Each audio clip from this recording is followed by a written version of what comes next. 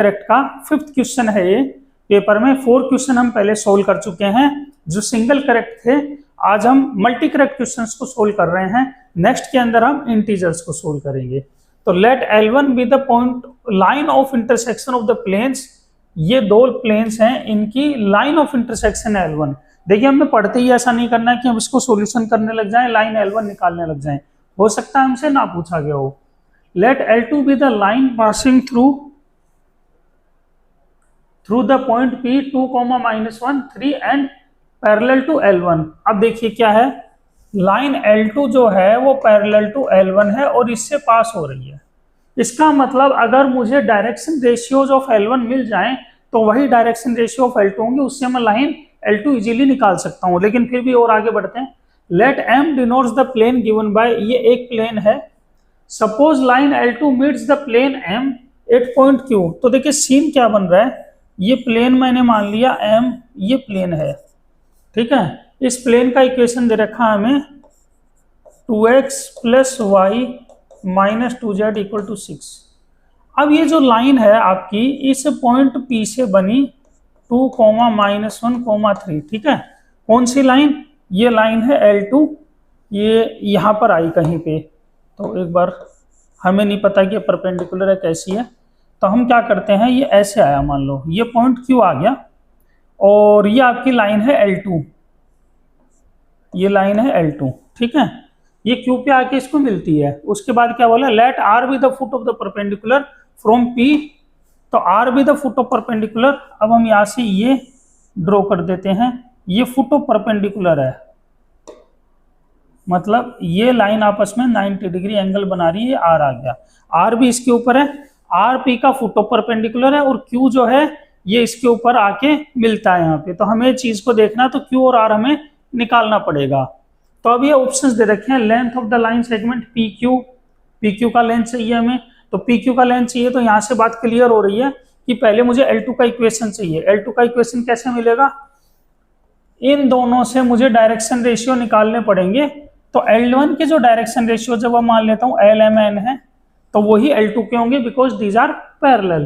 तो अगर जो लाइन है आपके इन प्लेन्स से, लाइन ऑफ इंटरसेक्शन क्या होती है, देखिए ये होती है, ये L1 है जो इन दोनों प्लेन्स के पॉइंट ऑफ इंटरसेक्शन से बन रही है लाइन ऑफ इंटरसेक्शन। तो ये जो लाइन आपकी L1 होगी, ये इसके डायरेक्शन रेशियो इस प्लेन के डायरेक्शन रेशियो से भी परपेंडिकुलर होंगे, ठीक है, इस लाइन के, और इस लाइन के भी परपेंडिकुलर होंगे। तो परपेंडिकुलर के केस में क्या होते हैं, डायरेक्शन रेशियोज का मल्टीप्लाई 12 + 3m + n, ये 0 के बराबर होता है। और दूसरी लाइन के साथ भी, इसके दूसरे प्लेन के साथ भी परपेंडिकुलर है, तो 2m + n, ये भी 0 के बराबर होगा। तो हम LMN आसानी से निकाल सकते हैं। L upon cross multiply use करें, 3 - 2 1, m अपॉन 1 - 2 -1, n अपॉन 4 - 3 1। तो ये आपके LMN आ गए। अब LMN आ गए तो लाइन का इक्वेशन आ जाएगा। इस लाइन L2 का इक्वेशन आपका आ जाएगा x - 2/1 y + 1/-1 = z - 3/1। क्या ये बात समझ में आती है, हमारे आराम से समझ आती है।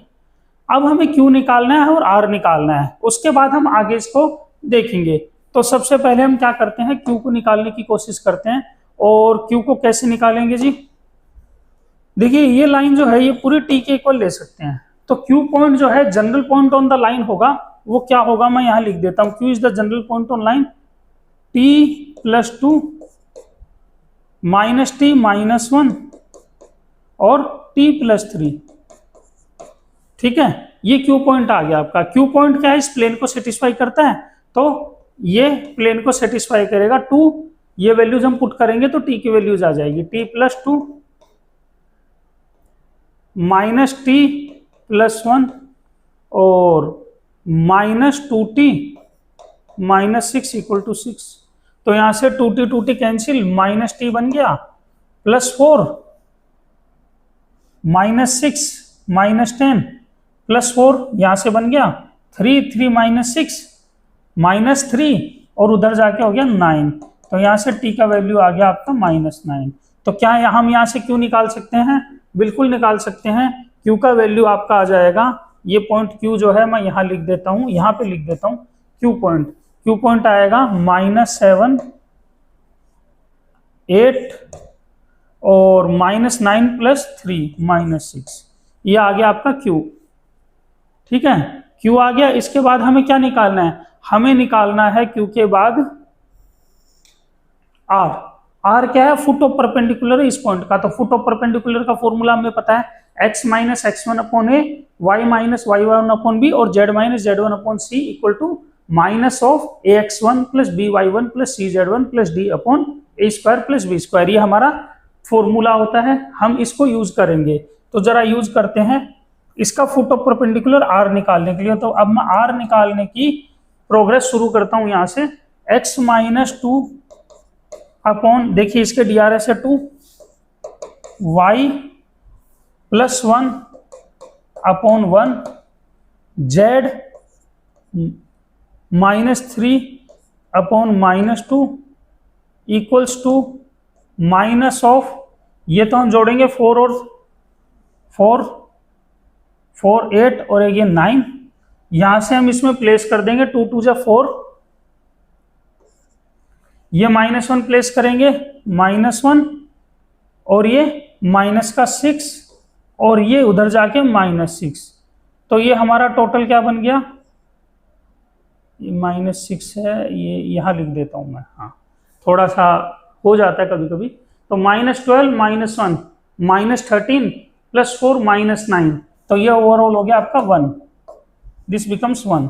तो यहाँ से x का वैल्यू जो है r, x का वैल्यू कितना आ जाएगा 2 2 4, देखो उधर जाएगा 2 1 के साथ में 1 और 1, ये आ गया 0।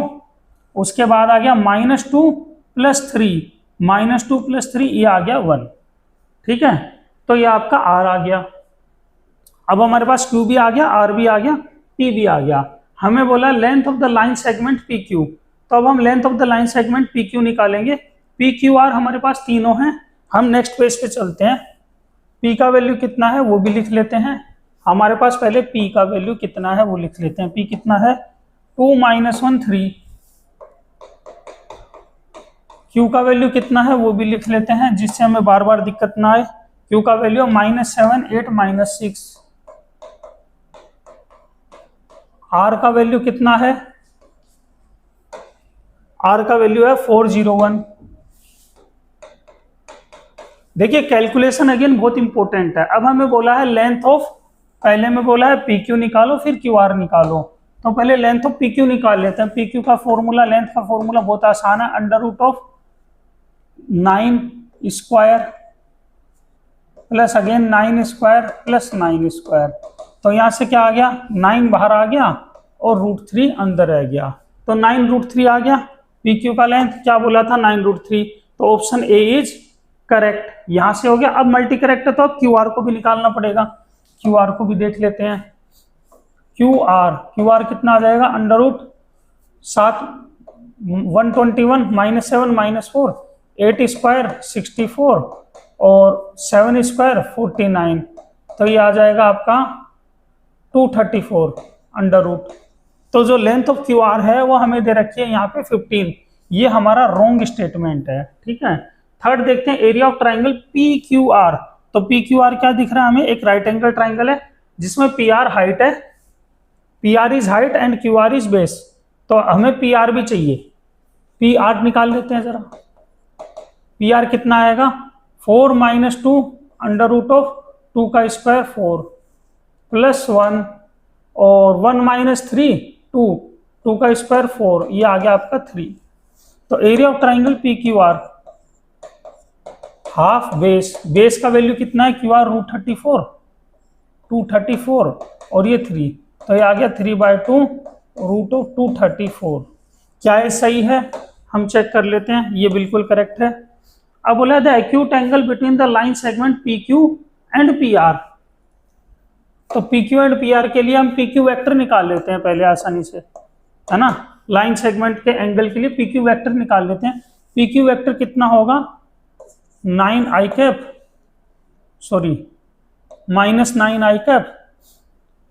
प्लस 9j और माइनस का 9k कैप।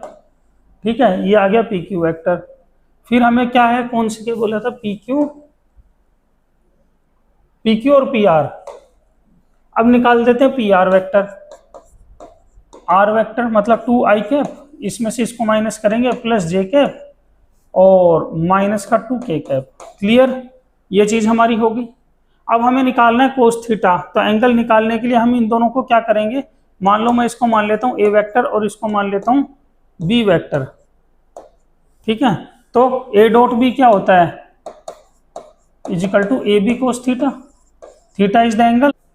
चलिए, तो अब हमें एंगल निकालना होगा कोस थीटा। वो निकालने के लिए हमने क्या किया, ये ए वेक्टर बी वेक्टर ले लिया। अब ए डॉट बी निकालते हैं। तो -9 इंटू 2 -18, 9 इंटू 1 9 और plus 18 equal to A dot B. A vector का अंडर रूट क्या आएगा, 9√3 मॉडुलस, और बी का मॉडुलस आएगा 3 कोस थीटा। तो यहां से कोस थीटा कितना आ रहा है, साफ दिख रहा है, 18 से 18 कट गया 9 अपॉन 9 इंटू 3√3। तो यहाँ से आ गया 1/3√3। तो थीटा का वैल्यू आ गया कोस इनवर्स 1/3√3।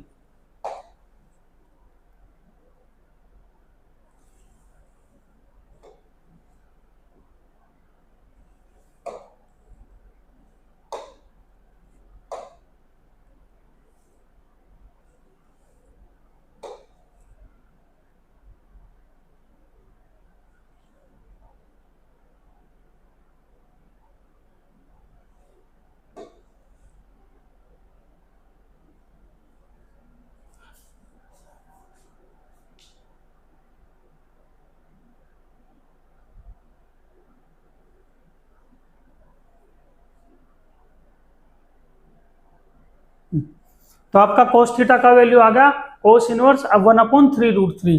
इसका मतलब क्या हुआ, ये आंसर आपका रोंग है। इसके ऑप्शन कौन कौन से सही है, ए और सी। तो ये आपका ए और सी करेक्ट है। चलिए अब आगे बढ़ते हैं नेक्स्ट क्वेश्चन पे।